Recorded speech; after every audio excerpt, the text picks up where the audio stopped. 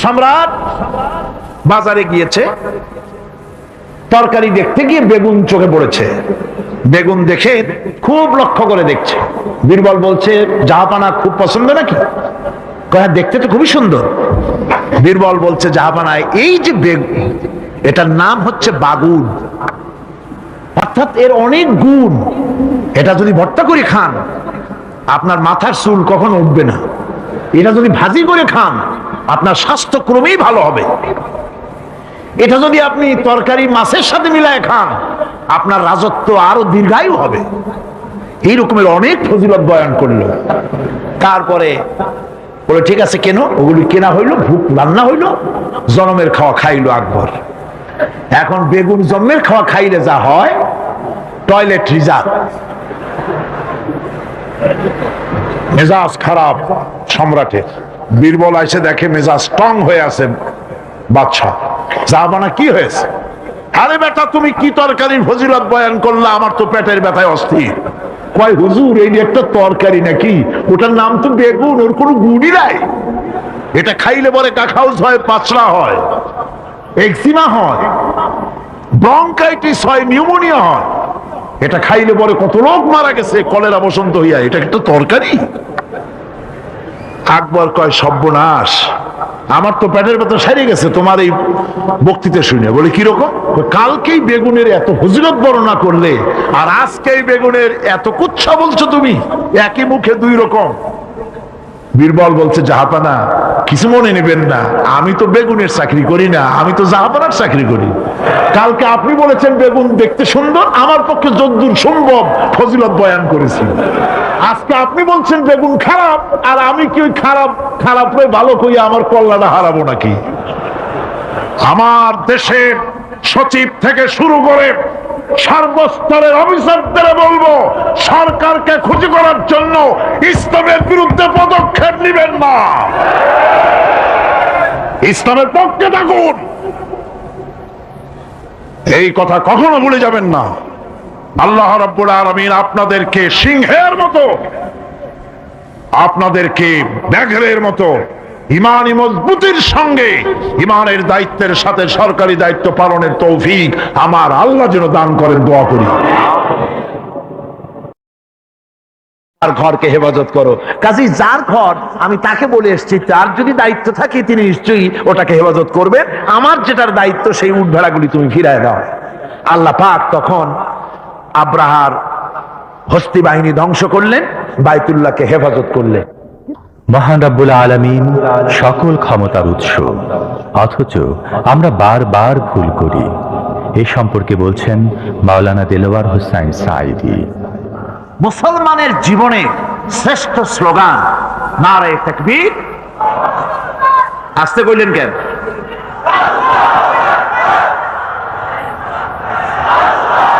আল্লাহ হচ্ছেন বড়,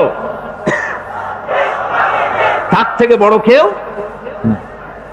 আমি চিন্তা করি মাঝে মধ্যে, কিছু মনে নেবেন না, আমি মাঝে মধ্যে চিন্তা করি যে সমস্ত রাজনৈতিক দলের লোকেরা মুসলমান, আর রাজনৈতিক মতপার্থক্য থাকতেই পারে, যে কোনো দল করতেই পারে, কিন্তু এমন রাজনৈতিক দল আমি কেন করব মুসলমান হয়ে যেই রাজনৈতিক দলের মিছিলে আর মিটিং এ আল্লাহু আকবার স্লোগান দেওয়া যাবে না? কারণ হচ্ছে, আমি যখন দুনিয়া এসেছিলাম, আপনি যখন দুনিয়া এসেছিলেন, আপনার আমার কানে কি শোনানো হয়েছে? কন্ত আজান শোনানো হয়েছে। দুনিয়া এসে আমি প্রথম কি শুনেছি? আল্লাহু আকবার, এটাই শুনেছি। আজানের প্রথম শব্দ কি?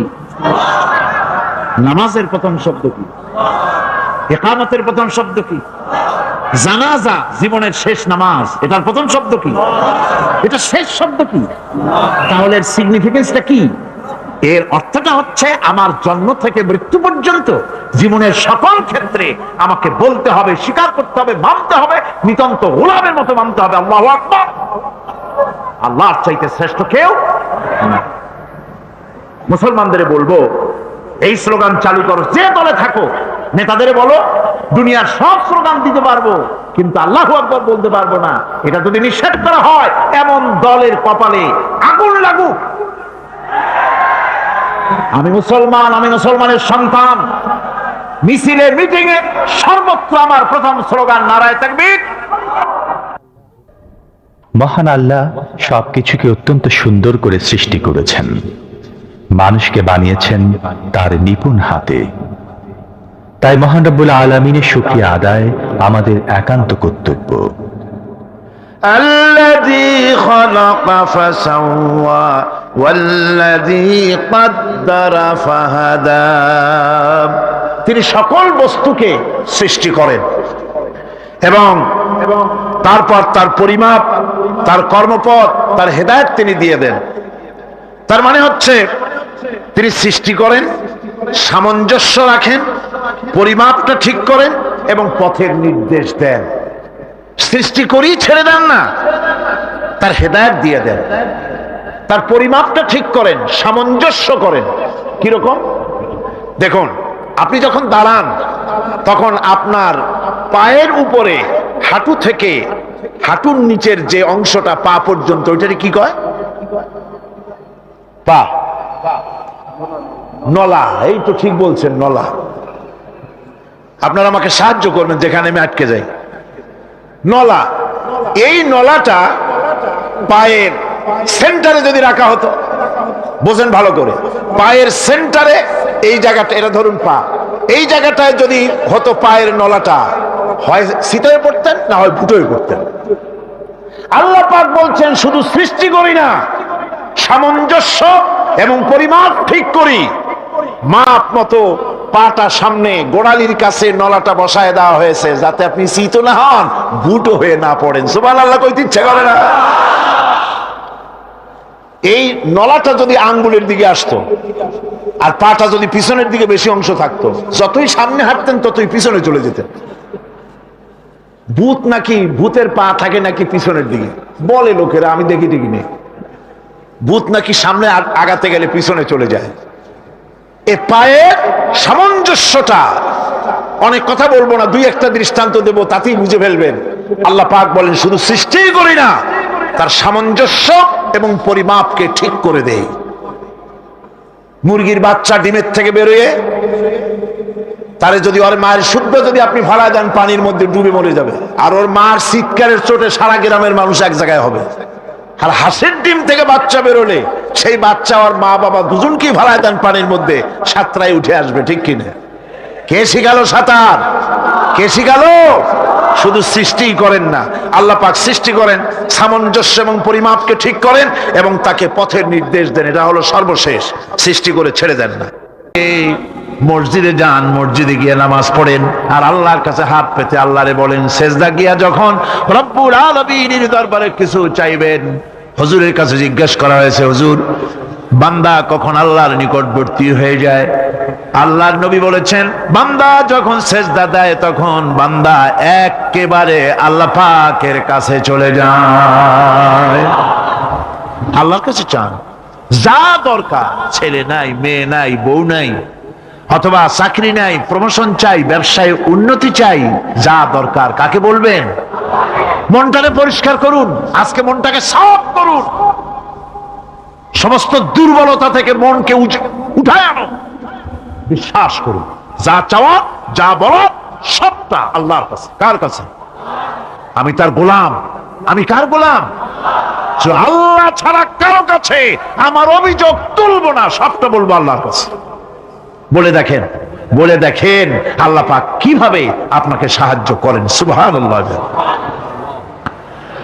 ভাইরা আমার, আল্লাহ রাব্বুল আলামিন রাসূল করিম সাল্লাল্লাহু আলাইহি ওয়াসাল্লামকে বলেছেন, ফাইদা ফারাগতা ফানসাব ওয়া ইলা রাব্বিকা ফারগাব।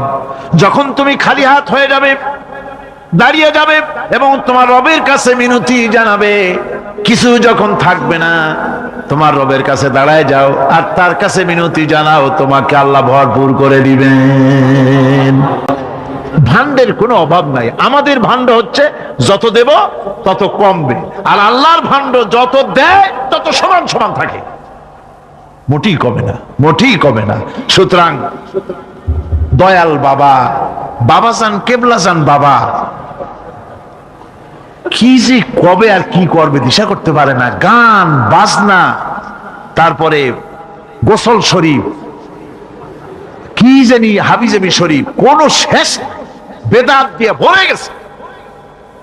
এগুলি বিশ্বাস করবেন না, বিদআত খারাফা, এর সাথে মুসলমানের কোনো সম্পর্ক নাই।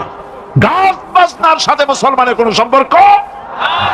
হাতে কতগুলো ঢোল নিয়ে তারপরে মাজারের কাছে গিয়ে ঢোল বাজায়, কবরের কাছে মাথায় কতগুলো চুল, দাঁতে ময়লা, মোষগুলা ঠোঁট দুইটা ঢাইকিয়া দাড়ির কাছে এসে পড়ছে।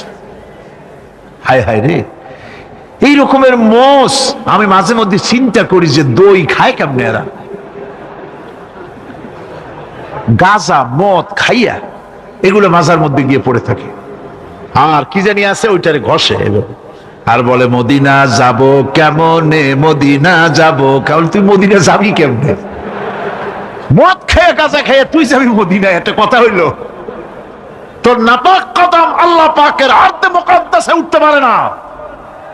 বদকার, জিনাকার, শারাবি, কাবাবি, আল্লাহ পাকের নাফরমান, কতগুলা শালু কাপড় গায়ে দিয়া মাথায় কতগুলা চুল রাখিয়া তারপরে গ্রামের নামে শরীফ। আশ্চর্য কথা, এই গ্রামের নাম শরীফ, ওই গ্রামের নামের মাথায় গিয়া শরীফ। শরীফ তো মক্কা শরীফ, মদিনা শরীফ, কোরআন শরীফ, হাদিস শরীফ। আর শরীফের দরকার নাই। শরীফের জাত মারছে গ্রামে গ্রামে শরীফ লাগাইয়া। কর্ণফুলী শরীফ, চন্দ্রকোনা শরীফ। আশ্চর্য কথা, শরীফ শব্দের একটা ইজ্জত থাকা উচিত, ঠিক কিনা কন? আপনাদেরকে সতর্ক হতে হবে। আনুগত্য এবং গোলামি সকল ব্যাপারে আল্লাহ পাকের করতে হবে। চাইতে হবে কার কাছে? আল্লাহর কাছে। আমার এই কথা আপনার হয়েছে, ওগুলো কেমন মানুষও আছে এখনো, যখন শোনে যে অমুক হুজুর কেবলার 4-5টা ছেলে কই যে সুবহানাল্লাহ, তাহলে আর বিশ্বাস করব কারে? হুজুরেরও 4-5টা ছেলে পেলে, তার মানে হলো হুজুর যখন, তা উনি আবার বিয়ে করবেন কেন? ওনার আবার ছেলে পেলে হবে কেন? তো সাধারণ বুজুর্গদের ব্যাপারে যখন এই ধারণা বেকুবদের, অজ্ঞদের, তখন মূর্খদের আরেকটা ধারণা যে পয়গম্বর যিনি হবেন তিনি মানুষ হতেই পারেন না। তাদের ধারণায় নবী হওয়া উচিত ছিল ফেরেশতাদের, কিন্তু আল্লাহ পাক মানুষের জন্য ফেরেশতা নবী না বানায়া মানুষকে নবী বানায়া মানুষের প্রতি সবচাইতে বড় ihsan করেছেন। জোরে বলেন সুবহানাল্লাহ। আমার বন্ধুগণ, মানুষের নবী যদি, মানুষের জন্য পয়গম্বর যদি হতেন ফেরেশতারা, তাহলে অসুবিধা কি হতো? অসুবিধা এই হতো, ফেরেশতারা পুরুষও না, ফেরেশতারা নারীও না। ফেরেশতাদের জমি নাই, বাড়ি নাই, গাড়ি নাই, মিল নাই, কলকারখানা নাই। তাদের জন্য কোনো হরতাল নাই, ধর্মঘট নাই, গণতান্ত্রিক আন্দোলন নাই, স্বৈরাচার খেদাও আন্দোলন নাই। আছে নাকি ফেরেশতাদের? সব এইসব কিছুই নাই। কাজী মানুষের নবী হবে ফেরেশতা। মানুষে বিয়ে করে, বউর সাথে ঝগড়া বাঁধে। স্বামী স্ত্রী সংসার চালাতে গেলে রাত দিন 24 ঘন্টা যে মধুর সম্পর্ক 24 ঘন্টা থাকবে এমনটি নাও হতে পারে। মাঝে মধ্যে 2-1টা ব্যাপার নিয়ে মনোমালিন্য হতেও পারে। আবার একটু মনোমালিন্য না হলে প্রেমে কি মজা হয়? কাজী এই যে স্বামী স্ত্রীর সঙ্গে একটু ঝগড়া বাঁধলো, এই ঝগড়াটা মিলমিশ হবে কেমনে? সেই ফেরেশতা কি করে বুঝবে যার নিজের বউ নাই? সে আর একজনের বউয়ের আপনার ঝগড়া মিটাবে কি করে? এই সম্ভব? শ্রমিকরা আন্দোলন করতেছে মিল মালিকের বিরুদ্ধে, গভর্নমেন্টের বিরুদ্ধে। ফেরেশতা যদি নবী হতেন তাহলে ফেরেশতারা নিজেরা মানুষ না, তারা কখনো কলকারখানায় চাকরি করে না, তারা জানে না মালিকরা কেমনে শ্রমিকদেরকে শোষণ করে। সুতরাং মালিকের শ্রমিকে কি সম্পর্ক, মীমাংসা কেমনে হবে, এটা ফেরেশতার পক্ষে করা সম্ভবপর ছিল না। কোন স্বৈরাচার যদি জনগণের উপরে চেপে বসে, জনগণ বলে নামো নামো, সে বলে নামবই না, এই অবস্থা যদি চলতে থাকে তখন মীমাংসা কেমন করে করা হবে? ফেরেশতা নবী হলে তা ফেরেশতা কি করে মীমাংসা দেবে? এই জন্য রব্বুল আলামিন, মানুষ একটা সামাজিক জীব, সে বিয়ে করে, বাড়ি আছে, গাড়ি আছে, কলকারখানা আছে, মিল আছে, ইহকাল আছে, পরকাল আছে, তার অনেক কিছু আছে। এই জন্য মানুষের নবী আল্লাহ রব্বুল আলামিন মানুষের মধ্য থেকে বানিয়েছেন। জোরে বলেন সুবহানাল্লাহ। ihsan করেছেন তিনি। যারা বলে যে নবী মানুষ না, এটা খুব ভক্তির কারণে বলে। আমি ওনাদেরকে কোনো গালাগালি করব না, গালাগালি করা তো আমাদের অভ্যাস না। আমি বলতে চাই বেশি ভক্তির কারণে ওনারা বলেন যে নবী মানুষ না। তাহলে যারা এত বেশি ভক্তি করেন ওনাদের প্রশ্ন করি, বন্ধুরা মেহেরবানি করে বলুন, নবী যদি মানুষ না তো কি জিনিসটা কি? নবী কি জেন? নবী কি ফেরেশতা? তো ফেরেশতা অথবা জেন কিছু যদি বানান তা কি মানুষের চাইতে বেশি মর্যাদা? বলেন, জেনের মর্যাদা কি মানুষের চাইতে বেশি? ফেরেশতার মর্যাদা কি মানুষের চাইতে বেশি? কখনোই নয়। বরং হাদিস খুলে দেখেন, মিশকাত শরীফের হাদিসের দিকে কিতাবুল ইলমে দেখেন, আল্লাহর নবী বলেছেন, আলিমরা যখন তালিবে ইলম, আলিমরা যখন তালিবে ইলম যখন রাস্তা দিয়ে হেঁটে যায়, আল্লাহ নূরের তৈরি ফেরেশতারা বলেন, নূর দিয়ে তৈরি করা ফেরেশতাগুলি তারা বলতে থাকে, আল্লাহর বান্দা তুমি আল্লাহর কাছে এত প্রিয়, আল্লাহর ইলম অর্জন করতে তুমি যেতেছো, তুমি আলিম, তুমি তালিবে ইলম, তুমি মাটির উপরে হেঁটো না, আমার পর বিছিয়ে দিতেছি, আমার পরের উপর থেকে হেঁটে যাও। তাহলে মর্যাদা কার হলো, ফেরেশতার না মানুষের? আল্লাহ রাব্বুল আলামিন বলছেন, ওয়ালাকাদ কাররামনা বানি আদম, আদম সন্তানকে আমি সবচাইতে বেশি সম্মান দিয়েছি, মর্যাদা সম্পন্ন করেছি। কাজী মানুষ এর মর্যাদা সবচাইতে বেশি, কাজী ভক্তি তো নিশ্চয়ই করব। রাসূলকে ভক্তি করব না তো কারে করব? তো ভক্তি করতে গিয়ে রাসূলকে মানুষ থেকেই যদি খারিজ করে দেই, তাহলে এটা কি ইনসাফ করা হবে? কি বলেন, ইনসাফ হবে? হবে না। আমার ভাইয়েরা খুব ভালো করে বোঝেন, আল্লাহ রাব্বুল আলামিন যত নবী বানিয়েছেন সমস্ত নবীরা মানুষ ছিলেন, আর কাফেরদের দৃষ্টিতে ছিল মানুষ যদি নবী হয় তাহলে তা হতে পারে না, ফেরেশতার নবী হওয়া উচিত। ওদের ধারণা যে উনি তো একজন মানুষ, উনি ভাত খান, উনি বিয়ে করেন, ওনার রোগ হয়, ওনার অসুখ হয়, ওনার দুঃখ হয়, ওনার ছেলে মরে যায়, তো এটা কেমন নবী? যখনই কোন নবী এসেছে পৃথিবীতে ঠিক তখনই এই ধরনের সুতো ধরে বিরোধিতা করেছে কাফেররা, আবহমান কাল থেকে, শুধু হুজুরের ব্যাপারে না। যখন হযরতে নূহ আলাইহিস সালাম নবুয়ত প্রকাশ করলেন জনতার সামনে, হযরতে নূহ আলাইহিস সালাম, তখন এই কাফেররা বলল, মা হাযা ইল্লা বাশারুম মিসলুকুম ইউরিদু আন ইয়াতাফাদ্দালা আলাইকুম ওয়ালাউ শাআ আল্লাহু لأنزل ملائكة ما سمعنا بهذا في آبائنا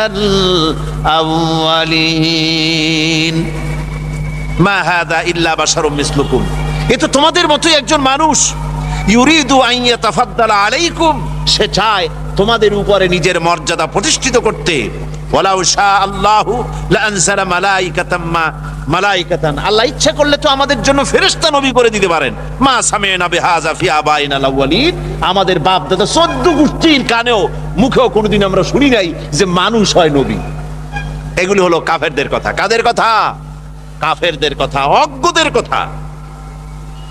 আমার বন্ধুগণ, হযরতে হুদ আলাইহিস সালাম তিনি যখন নবুয়াত নিয়ে মানুষের সামনে পেশ করলেন, নবুয়াত নিয়ে আসলেন, তখন কাফেররা হুদ আলাইহিস সালাম সম্পর্কে বলল, মা হাযা ইল্লা বাশারুম মিসলুকুম ইয়াকুলু মিম্মা তাআকুলুনা মিনহু ওয়া ইয়াশরাবু মিম্মা তাশরাবুন।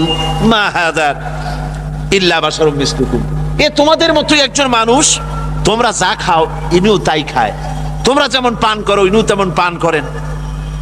ইনার অনুসরণ যদি তোমরা করো তাহলে তোমরা ক্ষতিগ্রস্ত হবে। এ মানুষের অনুসরণ করে কোনো লাভ নাই, মানুষ কখনো নবী হতে পারে না।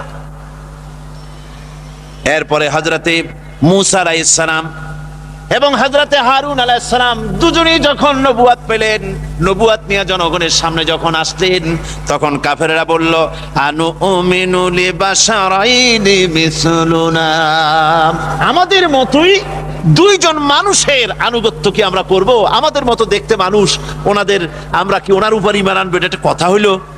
এরকম তারা কথা তুলতো। ঠিক রাসূল পাক সাল্লাল্লাহু আলাইহি ওয়াসাল্লাম যখন নবুয়তের ঘোষণা দিলেন, ওরা তখন এই কথা তুললো, যে কথা আমি একটু আগে পড়লাম, মা লিহাদার রাসূল ইয়াকুলুত তুআমা ওয়া ইয়ামশি ফিল আসওয়াক। এই কেমন রাসূল যিনি খানা খান আবার বাজারে যাতায়াত করে, হাট বাজার করে, এটা কেমন কথা? এভাবে তারা সন্দেহ প্রকাশ করত। এই সমস্ত সন্দেহের জবাব দিচ্ছেন আল্লাহ। কে জবাব দিচ্ছেন? আরো জোরে বলেন, কে দিচ্ছেন জবাব? আল্লাহ পাক জবাব দিচ্ছেন। আমার জবাব শুনে তো কোনো লাভ নাই, জবাব শুনতে হবে কার?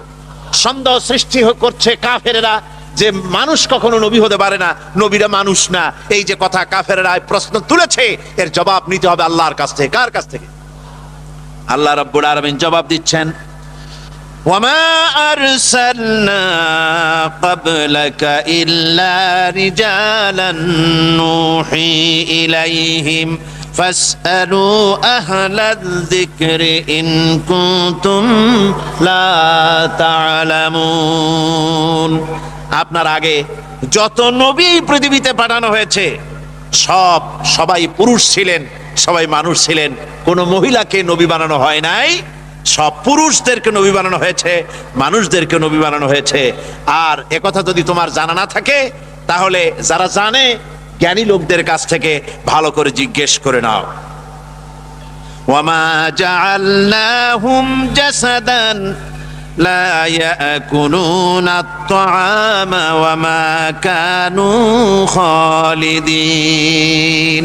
আর তারা এমন ছিলেন না, এমন দেহ আমি তাদের তৈরি করি নাই যে তাদের পানাহার লাগতো না। প্রত্যেকে মানুষ ছিলেন এবং সবাইকে এভাবে পানাহার করতে হতো, সবাই মানুষ ছিলেন। ওয়ামা আরসালনা ক্বাবলাকা মিনাল মুরসালিনা ইল্লা ইন্নাহুম লায়াকুলুনা আত-তাআমা ওয়া ইয়ামশুনা বিল আসওয়াক। তোমার পূর্বে যত নবী পৃথিবীতে এসেছেন সব বাজারে গেছেন, সব খানা দানা করেছে, সব ব্যবসা বাণিজ্য করেছে, সব বাজারে চলাফেরা কেনাকাটা করেছে।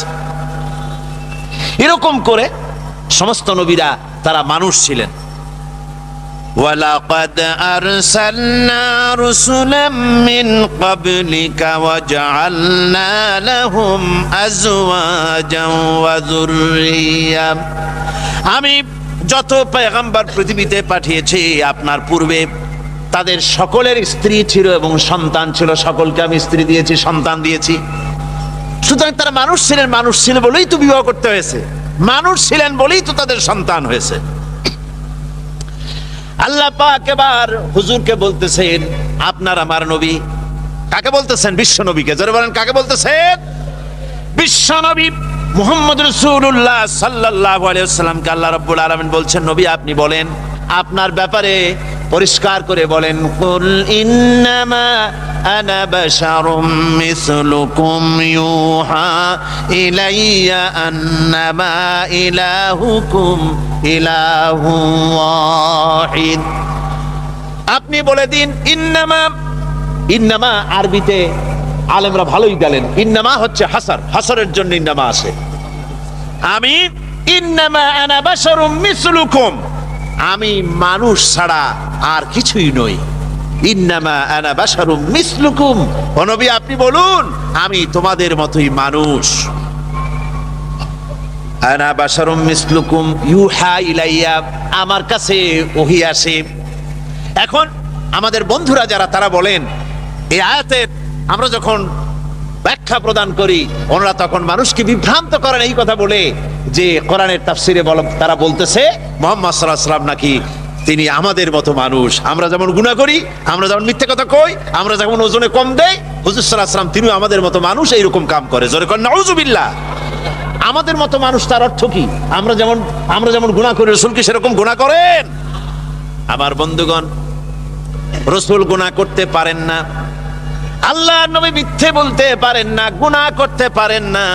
যে কোনো বুজুর্গ, যে কোনো আলেম, যে কোনো মুফাসসির, যে কোনো ব্যক্তি শয়তান ওয়াসওয়াসা দিয়া যখন তখন তাকে পথভ্রষ্ট করে দিতে পারে, কিন্তু আল্লাহর নবীর আল্লাহ নবীর কাছে শয়তানের কোনো প্রবেশের অধিকার নাই। জোরে বলেন সুবহানাল্লাহ। তিনি মাসুম, বেগুনাহ, তার কোনো ভুল নাই, তার কোনো গুনাহ নাই। জোরে কোন সুবহানাল্লাহ ওয়া বিহামদি। আমাদের মতো মানুষ, তার মানে কি? ব্যাখ্যাটা ভালো করে শুনে যান। আমাদের মতো মানুষ, তার অর্থ হলো আমরা যেমন মায়ের পেট থেকে এসেছি, একটা নারী আর একটা পুরুষের বিশেষ এক প্রক্রিয়ার মাধ্যমে মায়ের গর্ভে আমরা যেমন ছিলাম, হুজুর সাল্লাল্লাহু আলাইহি ওয়াসাল্লাম তেমন আব্দুল্লাহ এবং আমেনার এই স্বামী স্ত্রীর মাধ্যমে মা আমেনার পেটে হযরত রাসূল এসেছেন, কোনো ব্যতিক্রম হয় নাই। আমরা যেমন মায়ের পেট থেকে দুনিয়ায় যেভাবে এসেছি, হুজুরও মায়ের পেট থেকে সেইভাবে দুনিয়া এসেছেন। আমাদের যেমন চোখ আছে, নাক আছে, মুখ আছে, হাত পা আছে, হুজুরের এগুলি সব ছিল।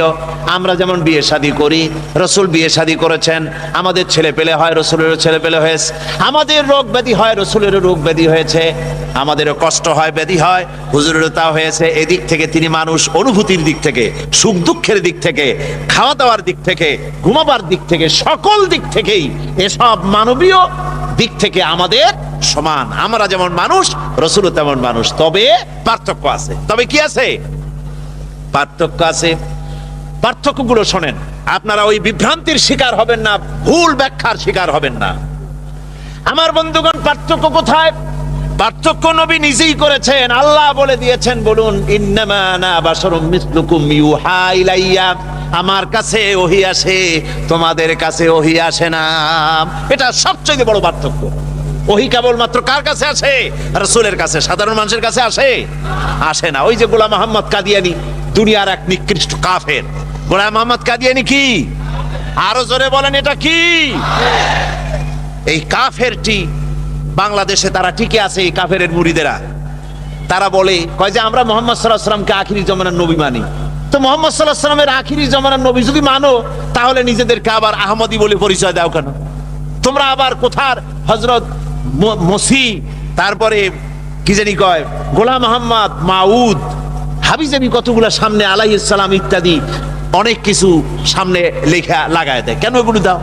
যদি মুসলমানই হও, তাহলে কিসের গোলাম মোহাম্মদ কাদিয়ানী? একটা কাফেরের পেছনে কেন তোমরা পড়েছো?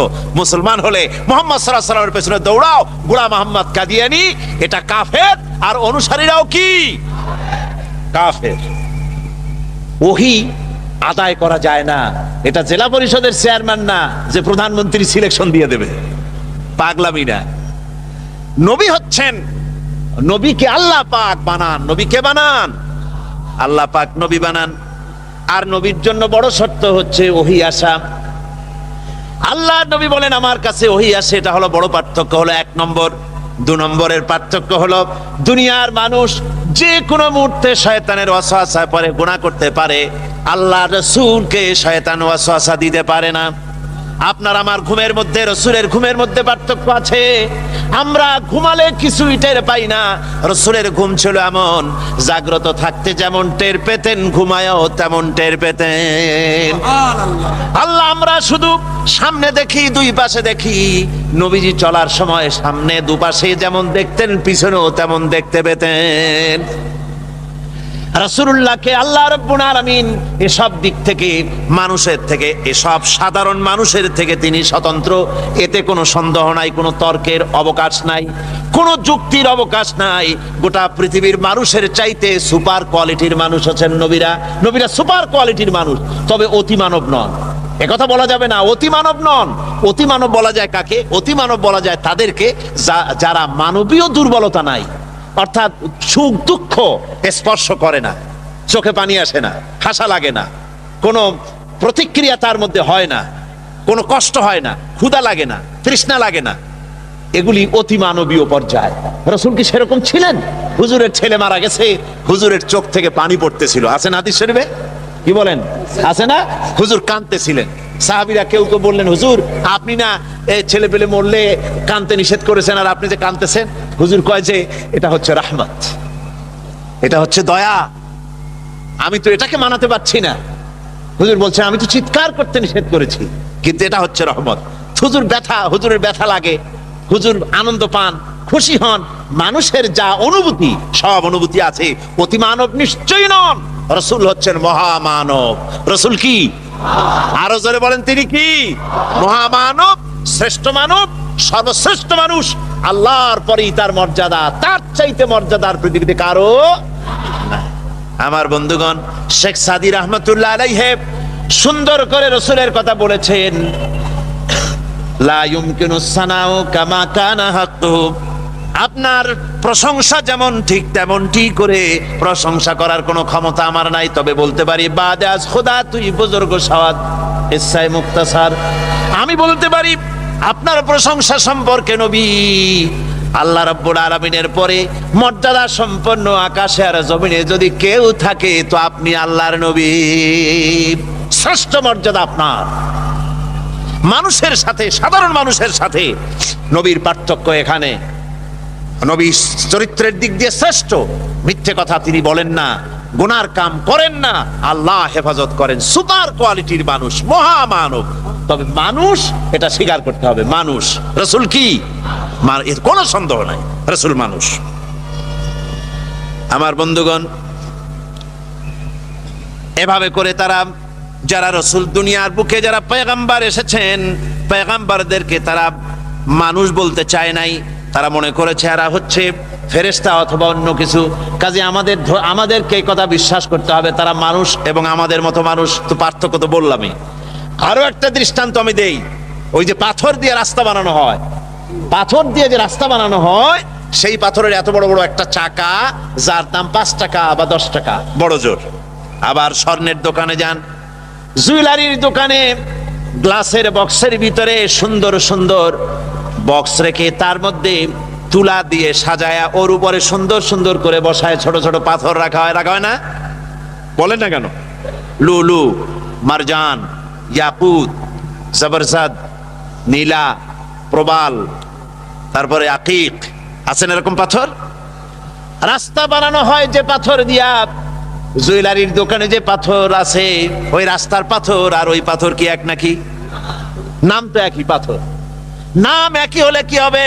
রাস্তার পাথরের বিরাট একটা প্রকাণ্ড খণ্ডের দাম 2 টাকা 5 টাকা, আর জুয়েলারির দোকানে যে পাথর আছে তার একটা তোলার দাম 50,000 টাকা পর্যন্ত হতে পারে।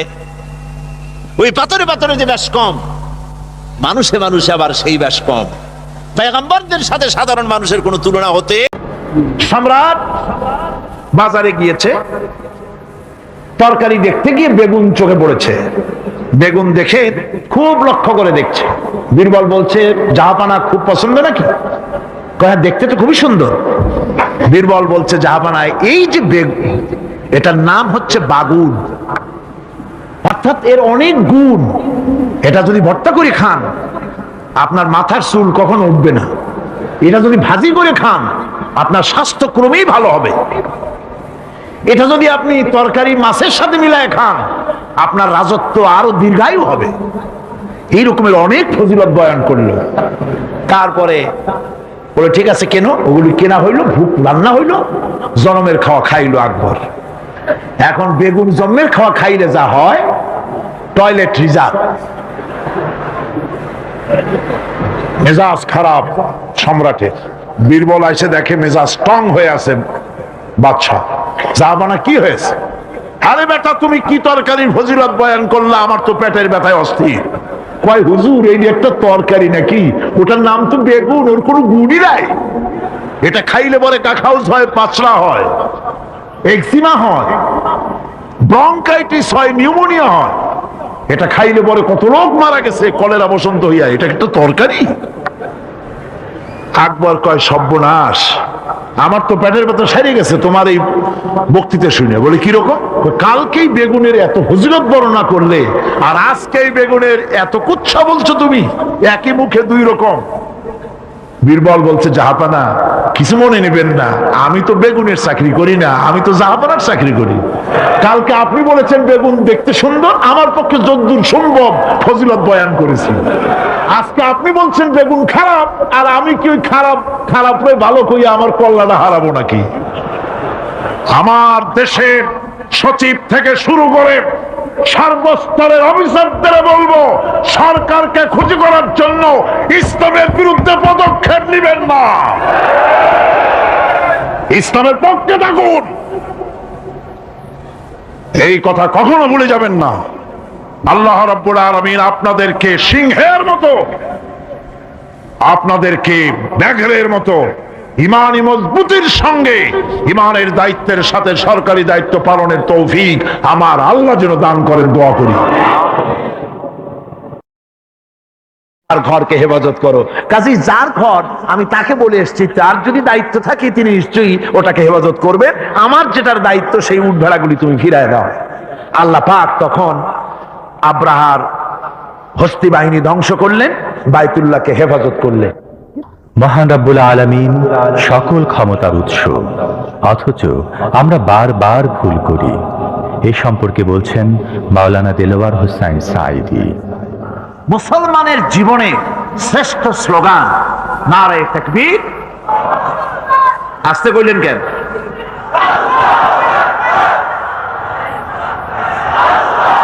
আল্লাহ হচ্ছেন বড়, তার থেকে বড় কেউ। আমি চিন্তা করি মাঝে মধ্যে, কিছু মনে নেবেন না, আমি মাঝে মধ্যে চিন্তা করি যে সমস্ত রাজনৈতিক দলের লোকেরা মুসলমান, আর রাজনৈতিক মতপার্থক্য থাকতেই পারে, যে কোনো দল করতেই পারে, কিন্তু এমন রাজনৈতিক দল আমি কেন করব মুসলমান হয়ে যেই রাজনৈতিক দলের মিছিলে আর মিটিং এ আল্লাহু আকবার স্লোগান দেওয়া যাবে না? কারণ হচ্ছে আমি যখন দুনিয়া এসেছিলাম, আপনি যখন দুনিয়া এসেছিলেন, আপনার আমার কানে কি শোনানো হয়েছে? কন্ত আজান শোনানো হয়েছে। দুনিয়া এসে আমি প্রথম কি শুনেছি? আল্লাহু আকবার, এটাই শুনেছি। আজানের প্রথম শব্দ কি? নামাজের প্রথম শব্দ কি? ইকামতের প্রথম শব্দ কি? জানাজা, জীবনের শেষ নামাজ, এটার প্রথম শব্দ কি? এটা শেষ শব্দ কি? তাহলে এর সিগনিফিকেন্সটা কি? এর অর্থটা হচ্ছে আমার জন্ম থেকে মৃত্যু পর্যন্ত জীবনের সকল ক্ষেত্রে আমাকে বলতে হবে, স্বীকার করতে হবে, মানতে হবে, নিতান্ত গোলামের মতো মানতে হবে আল্লাহু আকবার। আল্লাহর চাইতে শ্রেষ্ঠ কেউ না। মুসলমানদের বলবো, এই স্লোগান চালু করো, যে দলে থাকো। নেতাদের বলো, দুনিয়ার সব স্লোগান দিতে পারবো, কিন্তু আল্লাহু আকবার বলতে পারবো না। এটা যদি নিষেধ করা হয়, এমন দলের কপালে আগুন লাগুক। আমি মুসলমান, আমি মুসলমানের সন্তান। মিছিলে মিটিং এ সর্বত্র আমার প্রথম স্লোগান নারায়ে তাকবীর।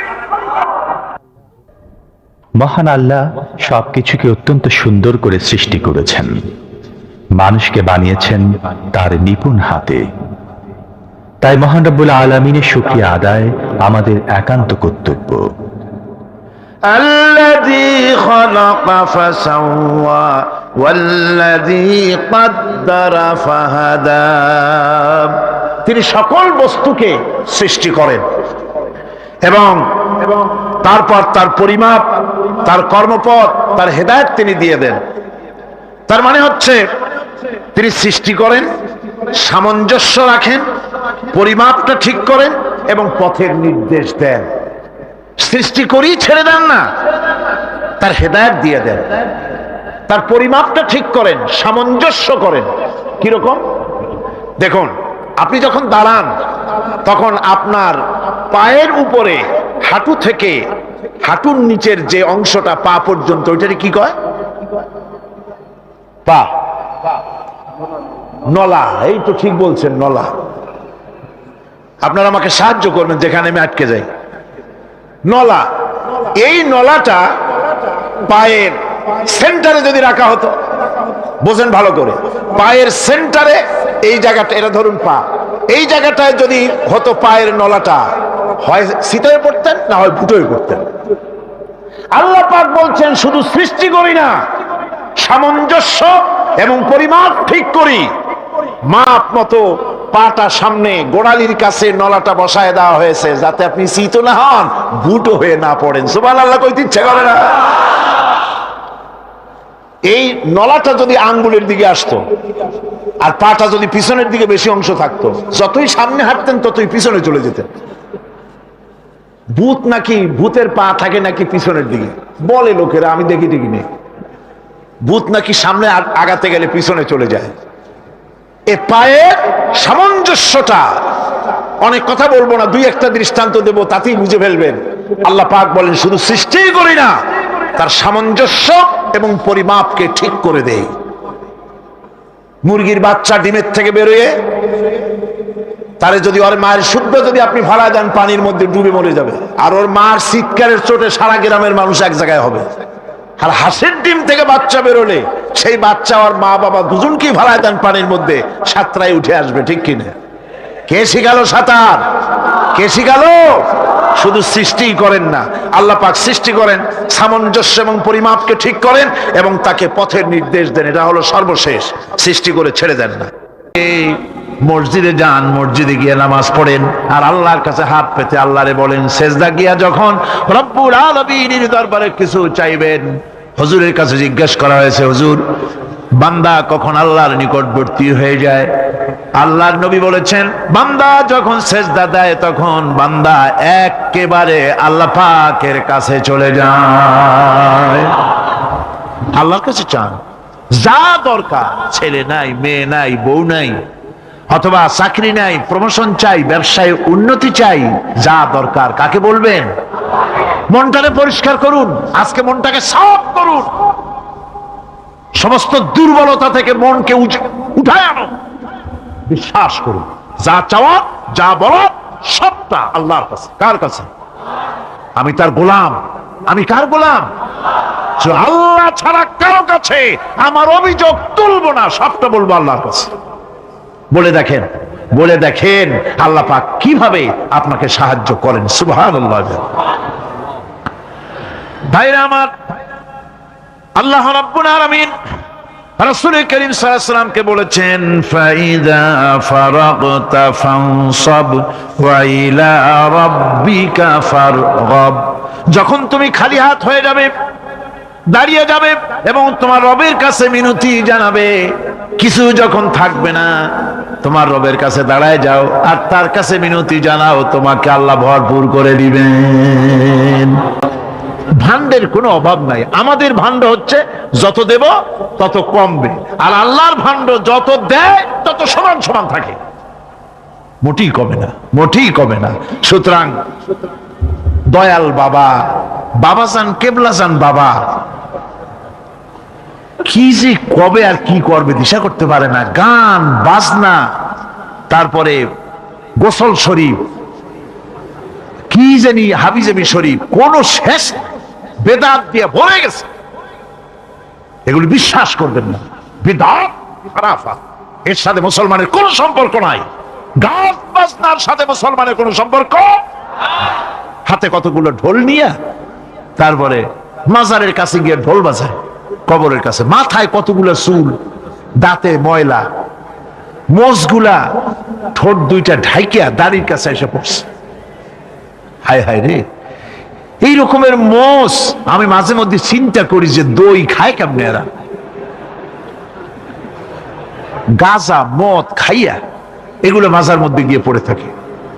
আর কি জানি আছে ওইটারে ঘষে আর বলে মদিনা যাব কেমনে, মদিনা যাব কেমন। তুই মদিনা যাবি কেমনে? মদ খেয়ে গাঁজা খেয়ে তুই যাবি মদিনা? একটা কথা হইল? তোর নাপাক কদম আল্লাহ পাকের আরদে মুকাদ্দাসে উঠতে পারে না। বদকার, জিনাকার, শারাবি, কাবাবি, আল্লাহ পাকের নাফরমান, কতগুলা শালু কাপড় গায়ে দিয়া মাথায় কতগুলা চুল রাখিয়া তারপরে গ্রামের নামে শরীফ। আশ্চর্য কথা, এই গ্রামের নাম শরীফ, ওই গ্রামের নামের মাথায় গিয়া শরীফ। শরীফ তো মক্কা শরীফ, মদিনা শরীফ, কোরআন শরীফ, হাদিস শরীফ। আর শরীফের দরকার নাই।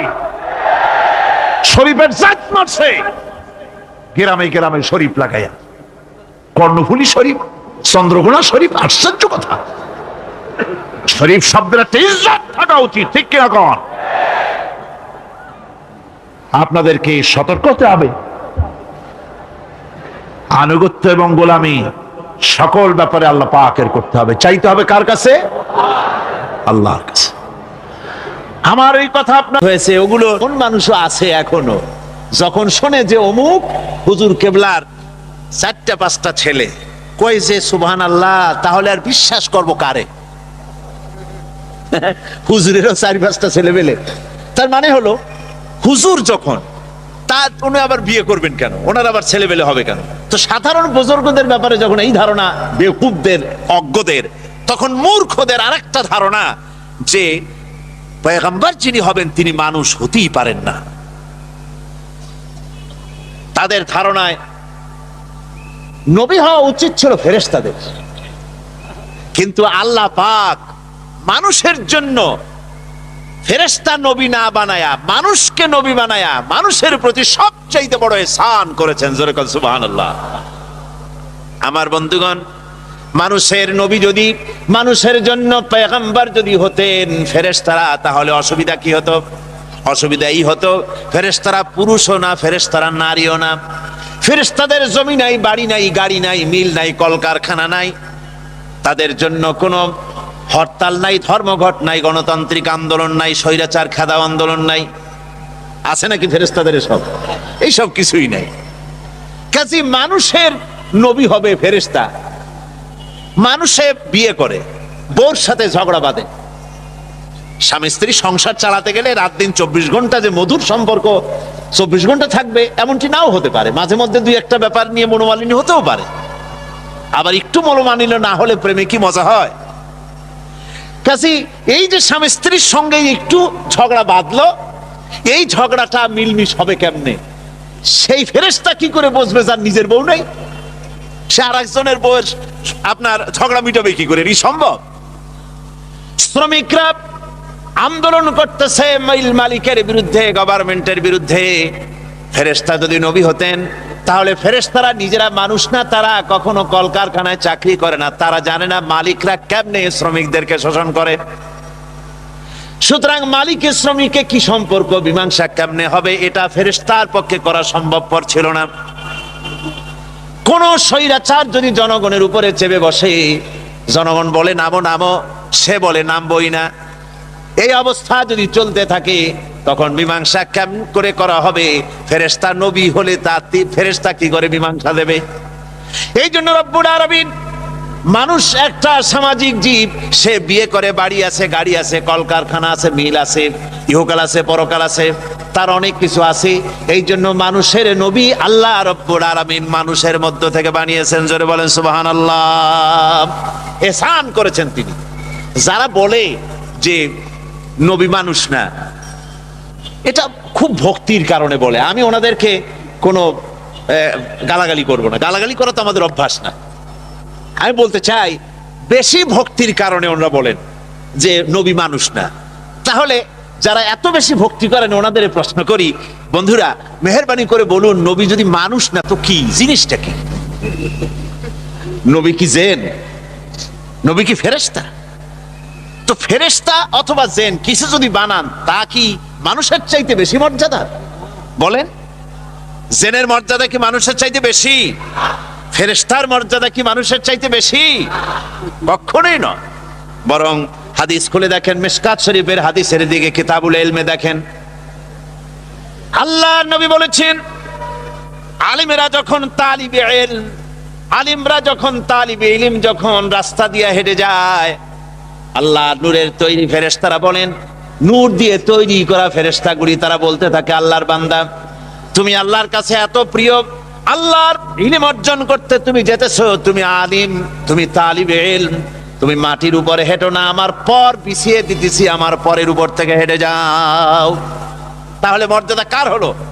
ফেরেশতার না মানুষের? আল্লাহ রাব্বুল আলামিন বলছেন, ওয়ালাকাদ কাররামনা বানি আদম, আদম সন্তানকে আমি সবচাইতে বেশি সম্মান দিয়েছি, মর্যাদা সম্পন্ন করেছি।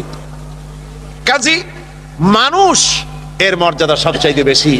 কাজী ভক্তি তো নিশ্চয়ই করব, রাসূলকে ভক্তি করব না তো কারে করব? তো ভক্তি করতে গিয়ে রাসূলকে মানুষ থেকেই যদি খারিজ করে দেই, তাহলে এটা কি ইনসাফ করা হবে? কি বলেন, ইনসাফ হবে? হবে না। আমার ভাইয়েরা খুব ভালো করে বোঝেন, আল্লাহ রাব্বুল আলামিন যত নবী বানিয়েছেন সমস্ত নবীরা মানুষ ছিলেন, আর কাফেরদের দৃষ্টিতে ছিল মানুষ যদি নবী হয় তাহলে তা হতে পারে না, ফেরেশতার নবী হওয়া উচিত।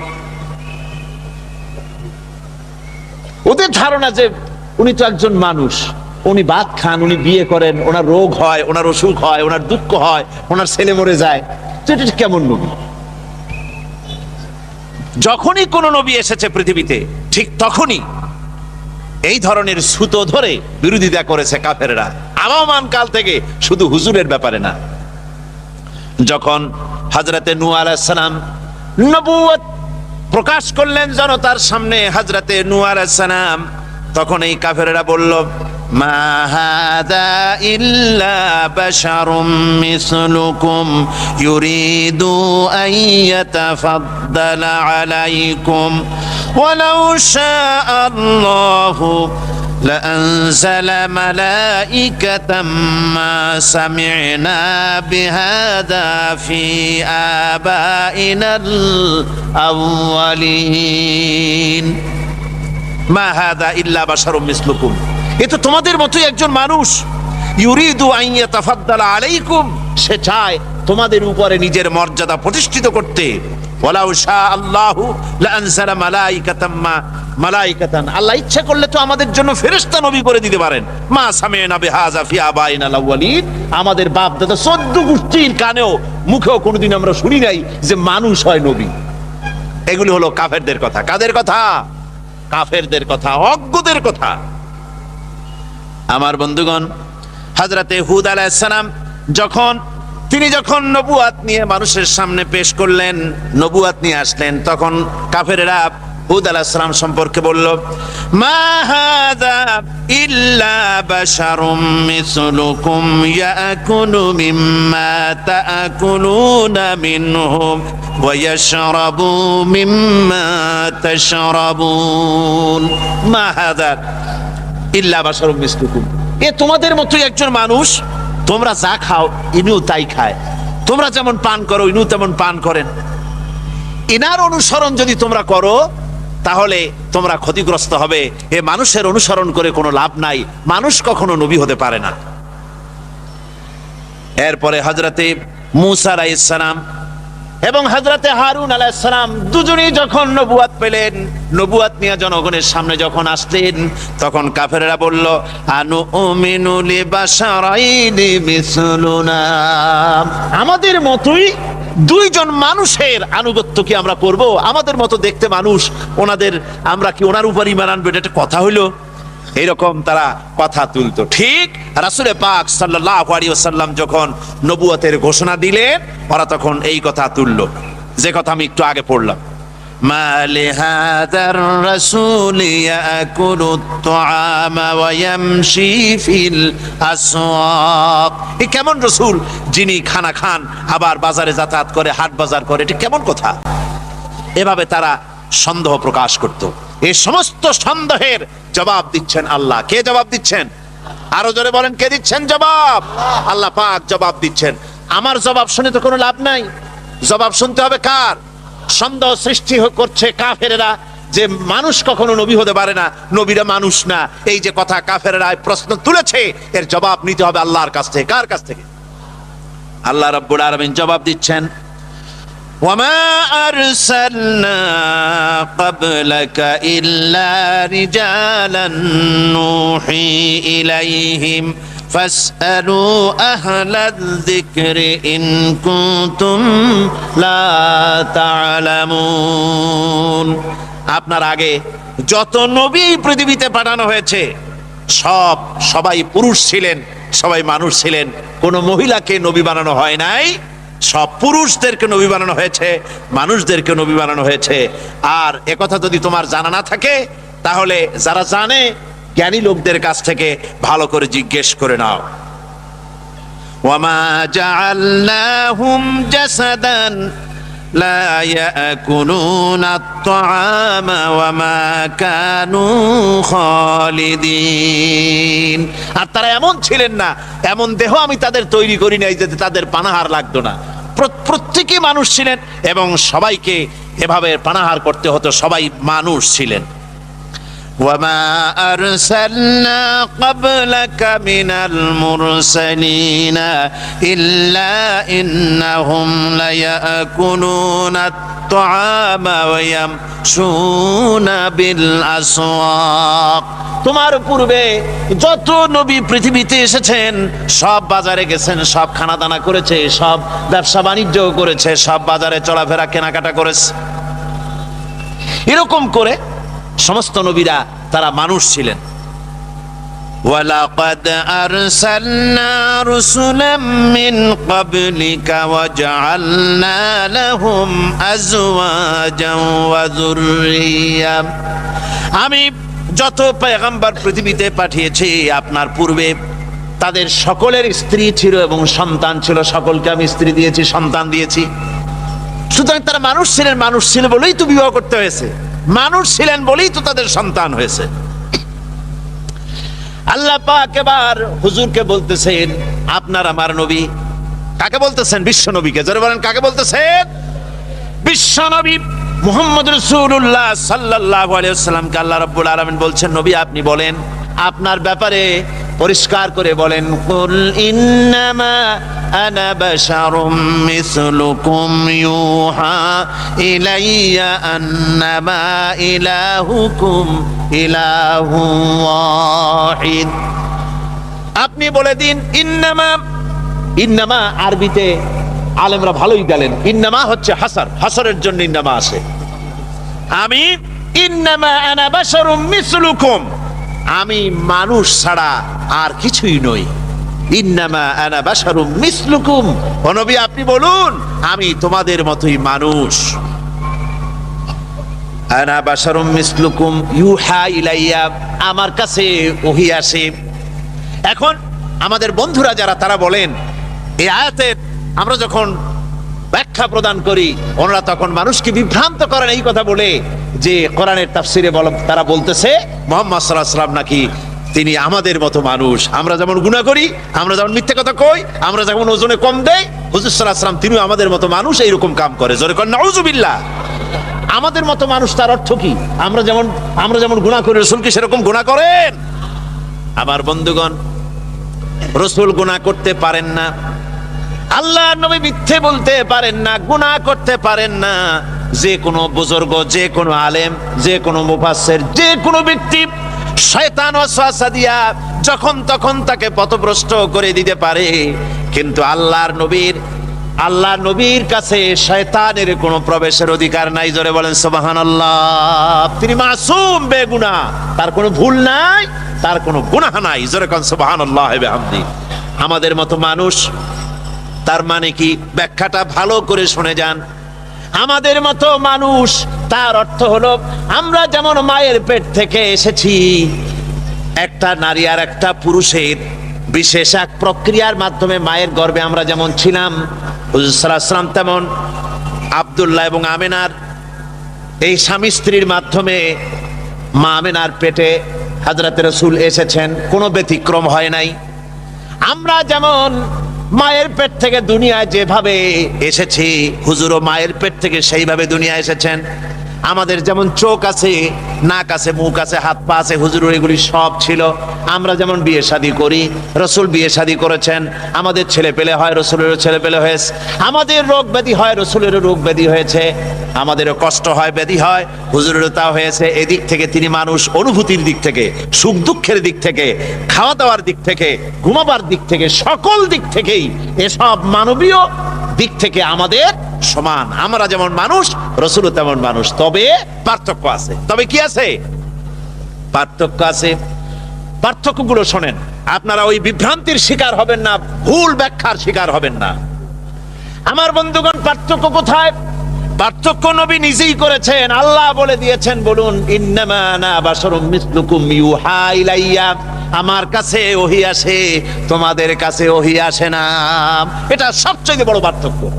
ওহী কেবলমাত্র কার কাছে আসে?